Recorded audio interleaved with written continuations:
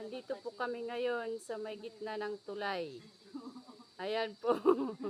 Sa pagod nilang naglakad sa ganyan. Ayan oh. Nanginginig na raw yung kanilang tuhod. Kaya yan, nagpahinga kami. Ayan sila oh. Ayan po, doon po kami dumaan sa gilid. Yan.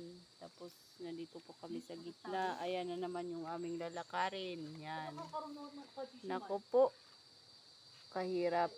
Ta ingot bungat niya ipanakaran o hay. Hindi pamukatan. At least kung ano kakaya. Ay hindi kasi ate maglaan kikilig. Ang kaya ang era nam hamang garod ay ingos bungat ni man.